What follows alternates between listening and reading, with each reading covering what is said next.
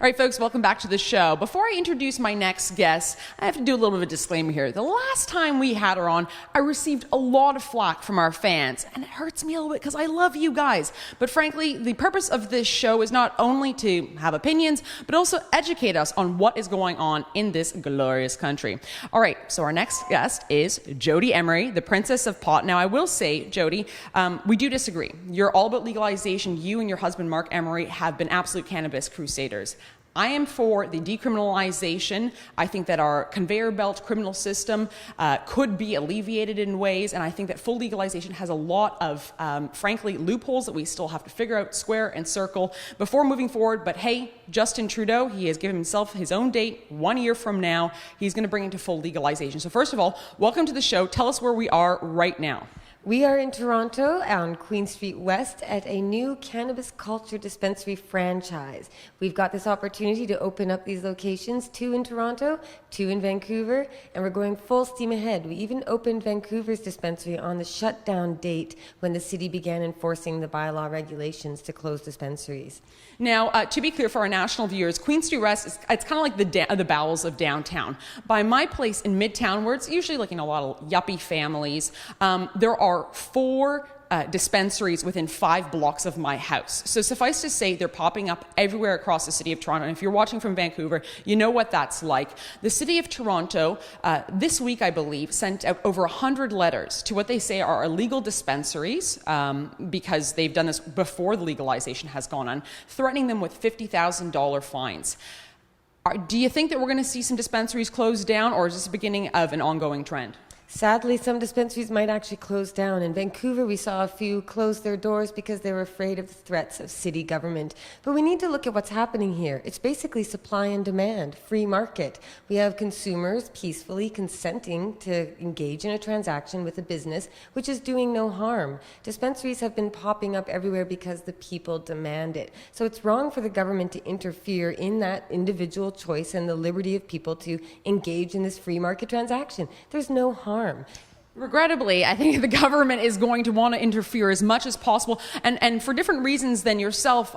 It kind of bothers me because I get worried when I hear about a government that's so big and so broke that it's looking to marijuana trade, essentially, to tax and bring in some revenues for big government. Well, sadly, actually, the government is missing out on opportunity. Justin Trudeau and the Liberals are extremely disappointing to me right now. I'm very upset with the way they're going because they said any revenue raised from selling marijuana will go only to addictions and treatment research and not to the general revenue funds. We're missing out on an enormous opportunity for Canadians to make billions of dollars in the marijuana trade and all of the associated industries. You don't even need to touch pot to be able to make money on it. But when the government is looking to restrict this market by using heavy-handed enforcement and a lot of punitive measures, that's going to deprive the citizens of an economic opportunity. It's also going to cost taxpayers in terms of enforcement. So this government is really not going for the people or even for the marijuana movement. We're seeing them be extremely restrictive, and they're proud to say that's their plan.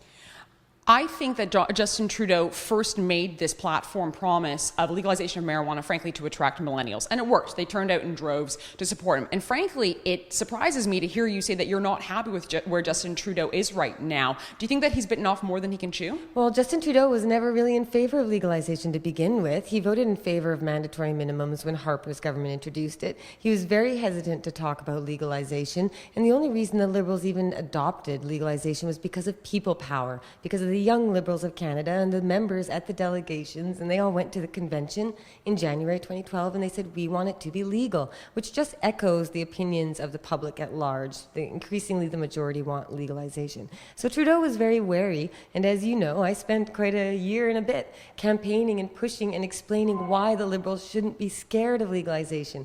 I was kind of their de facto spokesperson, but then they've kind of turned. They've decided to talk to only the prohibitionist groups, Bill Blair, former top cop, the addictions and mental health groups, and the police officers. And Bill Blair told me himself that he would speak with the activists and he would engage with us and talk with me later, but I haven't heard back from them, and I'm very worried about the way that this government is going. It's not at all the legalization that we were kind of promised and that we envisioned.